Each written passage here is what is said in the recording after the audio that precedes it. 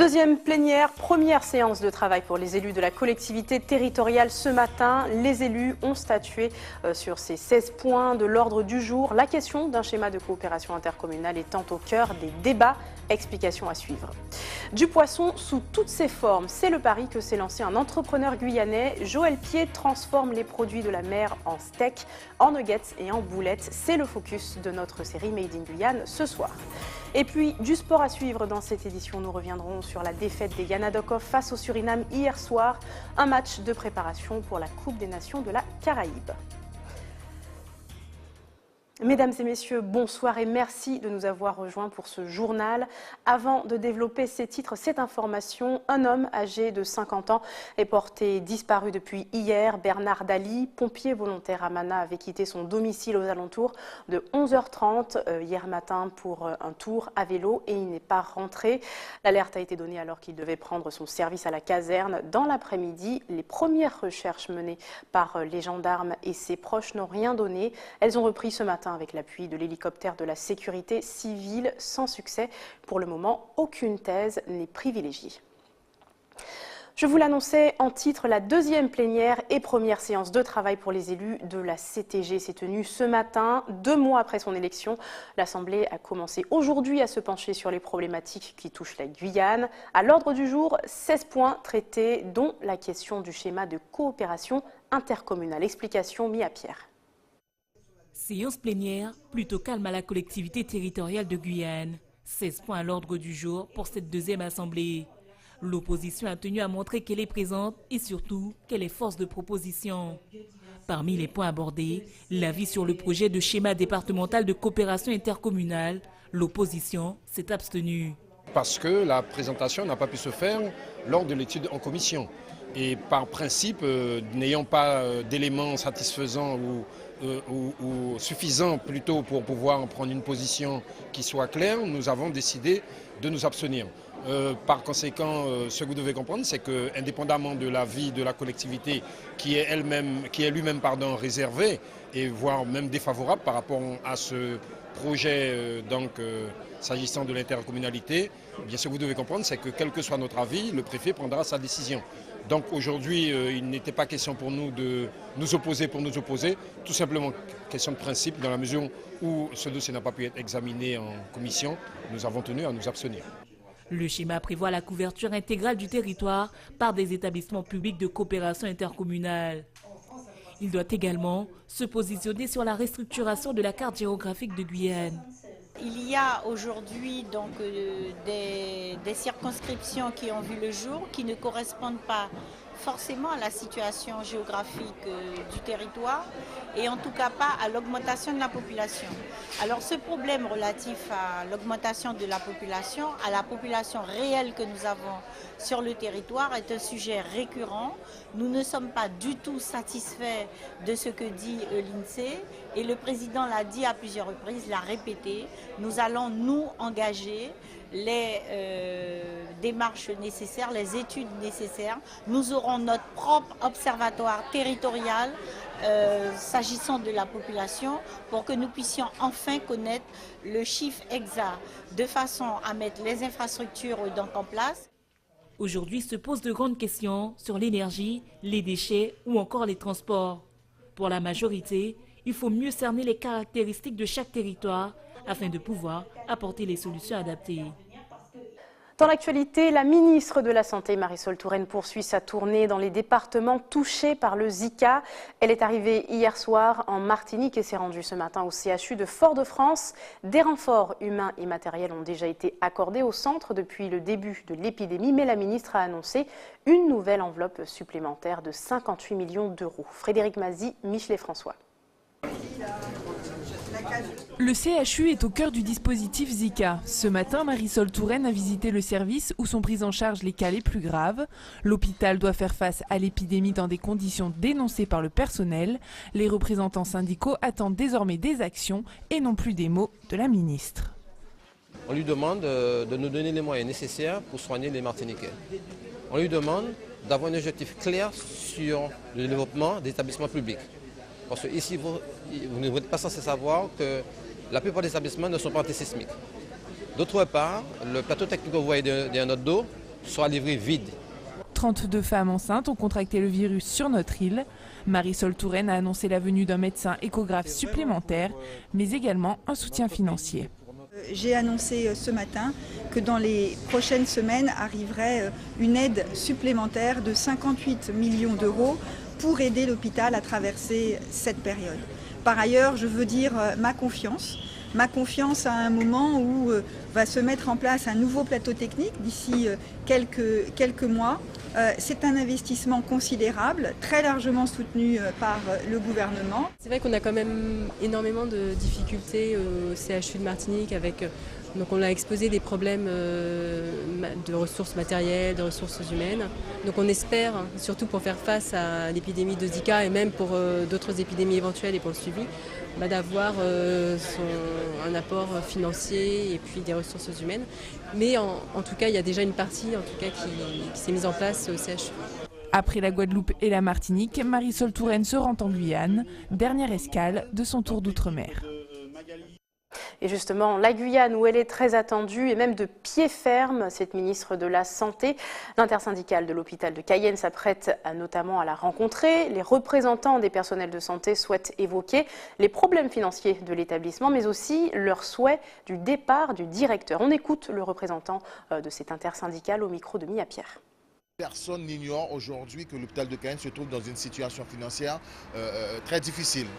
Et par rapport à cette situation financière très difficile, il y a des mesures qui sont préconisées par la direction pour pouvoir faire des économies et en même temps qui va demander au personnel de se multiplier par 4, par 5 parce que dans ce plan de performance, il faut savoir que les départs en congé maternité ne seront pas remplacés, départs à la retraite ne sont pas remplacés et départs en mutation ne sont pas remplacés. Et tout ça avec la création d'un pool de redéploiement. C'est-à-dire qu'on va demander aujourd'hui au personnel de l'hôpital dans son ensemble de pouvoir être en mesure d'aller sur différents services là où le besoin va se faire sentir pour réaliser les missions de l'hôpital.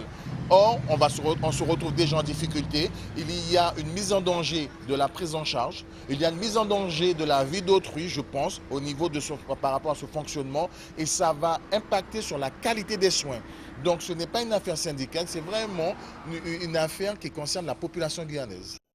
Des boulettes créoles, des tartelettes et des steaks de poisson. Voilà de quoi nous mettre l'eau à la bouche. Une entreprise guyanaise les fabrique depuis décembre dernier avec des produits 100% locaux. Et ces petits mets s'arrachent déjà littéralement sur les étals du marché. Jonathan Lariot s'est rendu pour vous dans l'usine à saveur. Bon appétit. Un assemblage savant de poissons recouverts de panure. Ce genre de steak de poisson est déjà connu du public, mais celui-ci est légèrement différent.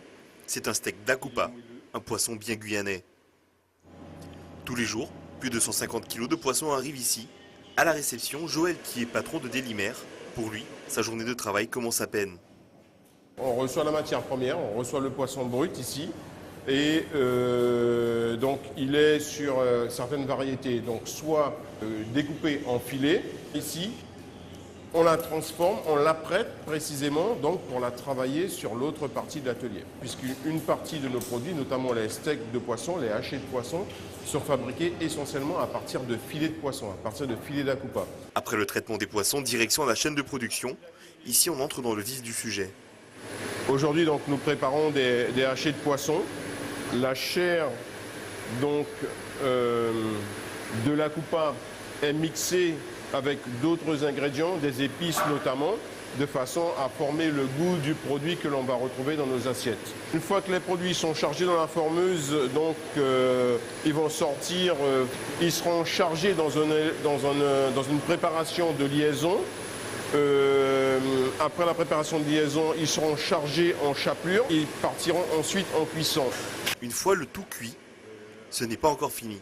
Il faut d'abord goûter pour être sûr de la qualité. Il faut rajouter des épices, il faut apporter un élément complémentaire qu'on ne juge pas satisfaisant sur la préparation de base. Donc on le fait et on relance la production. Depuis 3 mois, Joël Pied et son équipe sont arrivés sur le marché local avec une nouvelle offre. Nuggets, tartelettes, steaks de poisson pané ou encore des boulettes. Des produits préparés à partir des filets de poisson et de leur reste. La base de la démarche était en fait de trouver une valorisation de tous les écarts de coupe que l'on réalisait sur les activités de transformation. Bon, Pour pouvoir sortir un filet sur un poisson, on a à peu près 50% de perte, d'écart de coupe. Et ces écarts de coupe-là, jusque-là, étaient jetés en pure perte. Aujourd'hui, les produits sont livrés en supermarché et commencent à faire doucement partie du quotidien des Guyanais.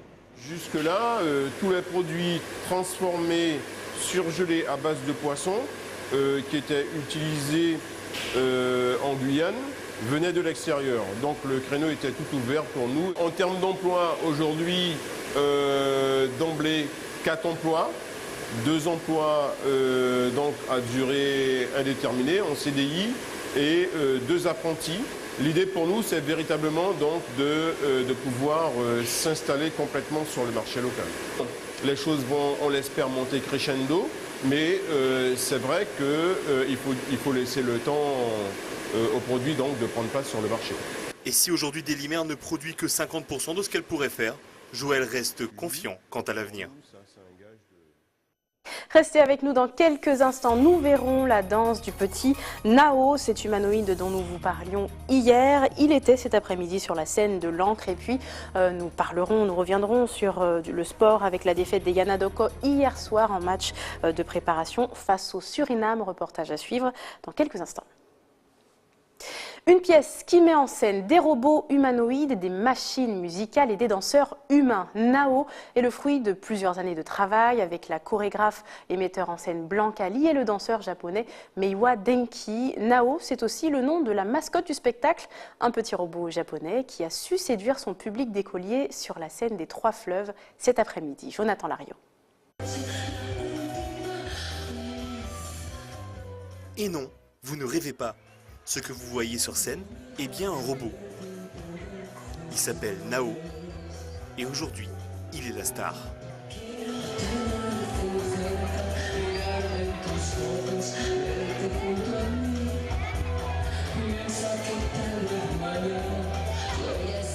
Cet après-midi, au Zéphyr de Cayenne, plus de 1000 enfants ont assisté au spectacle robot. Ils ont pu découvrir sur le plateau différents types de machines, du pur plaisir pour les esprits des tout petits et des plus grands. C'était bien, j'ai trouvé que c'était très bien. J'ai adoré Nao quand je l'ai vu monter sur scène. C'était bien, c'était rigolo. Pourquoi? Parce qu'il y avait les robots et tout ça. T'avais déjà vu ça? Non. C'était bien, il y avait les robots. C'est la première fois que j'ai vu des robots marcher comme ça et chanter. Je croyais qu'ils ne chantaient pas. Sur la scène, une atmosphère survoltée entre humains et machines.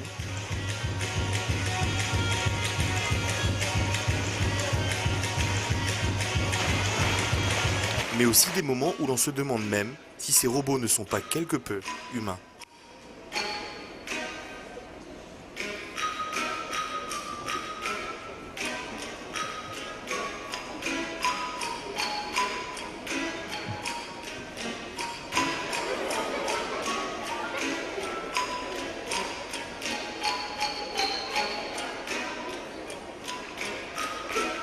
La performance était d'humaniser un peu en fait ce petit robot.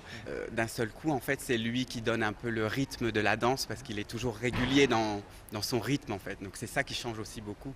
Donc effectivement, petit à petit, le spectacle monte en puissance, se robotise. Tous les instruments que vous voyez derrière qui font la musique arrivent et ensuite ces petits robots et tout. Donc il y a une espèce de mécanique effectivement qui se met en marche pendant tout le long du spectacle pour en fait s'apercevoir après que l'humain et le robot, voilà que aujourd'hui les robots sont partout et que ce soit avec le téléphone et tout ça. Donc en gros voilà ce que ça raconte aussi. Ce n'est là qu'une partie du spectacle mise en place par Blanca Lee, une chorégraphe de renommée internationale. Ce soir au Zéphyr, la troupe se produira sur scène pendant presque 2 heures, et toujours avec plus de robots. On ouvre une page de sport maintenant avec l'arrivée cet après-midi du président du comité olympique national, Denis Masseglia. Il est en Guyane pour une semaine durant laquelle il va rencontrer de nombreux acteurs du milieu sportif. Il fera aussi surtout l'inauguration de la piscine olympique de Baduel prévue demain. On l'écoute tout de suite au micro de Xavier Paul Lepelletier. Je veux souligner à nouveau le rôle essentiel que l'Outre-mer a dans l'éclosion des athlètes de haut niveau français. La Guyane a sa part évidente dans ce bilan. Il suffit de regarder les résultats des derniers Jeux Olympiques, en particulier chez les filles d'ailleurs. Et puis, je pense aussi qu'un certain nombre d'outils et d'équipements sportifs ont été conçus ces dernières années. On va avoir l'inauguration de la piscine, qui est un grand moment aussi. Donc, je crois qu'il faut souligner que la Guyane avait besoin d'une remise à niveau. Peut-être n'est-elle pas suffisante. En tout cas, elle a permis d'améliorer le parc d'équipements sportifs dont la Guyane disposait et qui maintenant, je pense, devient beaucoup plus en adéquation avec les besoins de la population. On poursuit en sport avec notre invité ce soir, Salomon Pulval Dadi. Bonsoir. Bonsoir. Madame. Merci d'avoir accepté notre invitation. Vous êtes l'organisateur du Beach Bootcamp, un événement sportif qui se tiendra dimanche matin sur une plage de Rémières-Montjoly. Le principe, se retrouver pour un entraînement intensif quasi militaire pendant plusieurs heures. Expliquez-nous. Alors, le principe du bootcamp, c'est effectivement du fitness en plein air, avec des méthodes inspirées de l'armée américaine notamment. Et c'est une activité relativement intense. Oui. Alors, donc il faut savoir que c'est une activité en même temps qui est adaptée à tout type de public, aussi bien les débutants, les confirmés que les personnes à niveau intermédiaire. Alors on va en reparler dans quelques instants. En tout cas, d'où est venue cette idée de s'inspirer de méthodes militaires pour faire du sport? Alors en fait, à la base, on doit ce concept-là à monsieur Gino Fidelin, qui est martiniquais et qui a importé le concept en Martinique. Donc du coup, comme on le connaissait très bien, on aime énormément le sport, donc le courant est passé et il nous a suggéré de faire venir le concept ici en Guyane. En faisant un peu de recherche, en tout cas, on s'est rendu compte que en fait, ça faisait de plus en plus d'adeptes, cette pratique de bootcamp. Selon vous, pourquoi est-ce que les gens sont aussi attirés? Parce que il me semble que faire du sport, c'est devenu primordial. Le bien-être, c'est une préoccupation de tous les jours. Et être en accord avec son corps et son état d'esprit, je pense que c'est forcément intéressant. Alors, on l'a compris, les adeptes de Koh-Lanta n'ont qu'à bien se tenir, parce que finalement, l'entraînement est très intensif, comme on le disait tout à l'heure, c'est militaire, mais justement, est-ce que ce n'est pas un peu dangereux pour certaines personnes? Dangereux, non, dans la mesure où, comme je l'ai dit précédemment, il s'agit de techniques effectivement militaires, certes, ma foi, mais il ne faut pas oublier que l'effort, il est proportionnel à chaque individu. Donc, les gens iront jusqu'à ce qu'ils... ils iront au maximum de leur capacité dans la mesure du possible, en fait. Jusque-là, pas d'accident, en tout cas. Non, non, non, puisque c'est contrôlé, c'est supervisé par des personnes qui maîtrisent justement ces techniques-là. Et puis, les coachs sont là pour veiller à ce que les personnes ne se blessent surtout pas. Revenons maintenant donc sur cette matinée, dimanche. Est-ce que déjà les places sont prises? Alors, les places sont saturées à partir du moment où on a fait le lancement, enfin, on a annoncé l'événement. Il a fallu moins de 24 heures pour que justement nous soyons quasiment complets. Quasiment complet, c'est-à-dire qu'en fait, vous ne pourrez pas assurer avec tout le monde, quoi. Voilà, donc ça nécessite énormément... C'est gratuit et ouvert à tous. Oui, c'est gratuit, ouvert à tous. Ça nécessite pas mal de logistique et il faut qu'il y ait du personnel pour pouvoir encadrer tout ça. Et donc ça se passe dimanche matin sur une plage de Rémières-Montjoly. À partir de 9h, sur la plage du Mosaïque Plage, justement. Ça dure de 9h à midi, c'est la première partie. Et l'après-midi sera destiné au challenge. Donc il y aura un challenge de pompe, de gainage, et challenge de beach volley éventuellement, et tout un tas d'autres activités. Donc les personnes justement qui participeront à ces challenges-là pourront obtenir leur abonnement pour l'année. Un abonnement pour l'année, donc il y aura d'autres manifestations de ce type. Oui, oui. Donc, alors le principe du Beach Bootcamp, c'est de pouvoir en faire un chaque mois. Donc chaque mois, ça reviendra. Chaque mois, ça reviendra. Et chaque mois, il y aura encore beaucoup de monde inscrit. Comme d'habitude, je suppose, et je l'espère, je compte sur tout le monde. Merci beaucoup, Salomon Pulval Dadi, d'avoir répondu à nos questions. Avec plaisir. Et eux aussi se sont beaucoup dépensés, mais sans succès. Les Yana Doko ont fait face à l'équipe du Suriname sur la pelouse de Marlama hier à Rémières-Montjoly. Un match de préparation pour la Coupe des Nations de la Caraïbe et qui s'est soldé par une défaite de nos joueurs. 3-2. Résumé complet du match avec Caroline Alcide, Stéphanie Puglisi et Stéphane Govinda. Devant des tribunes vides, les Yana Doko, peu agressifs, ont subi dès le début du match la loi de la sélection surinamaise. Après 20 minutes de jeu, le Suriname ouvre le score par le biais de Roy Sifer.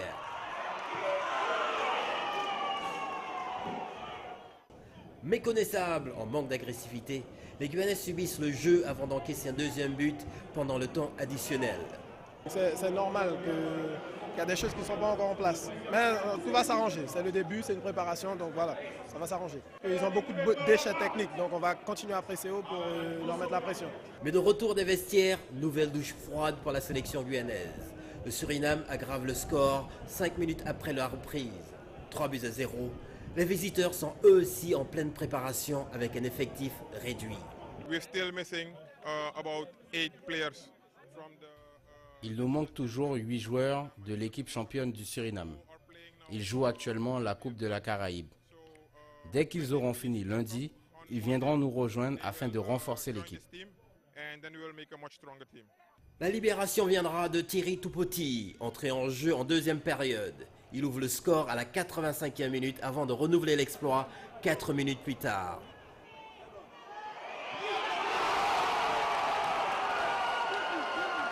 Le tableau d'affichage en restera là.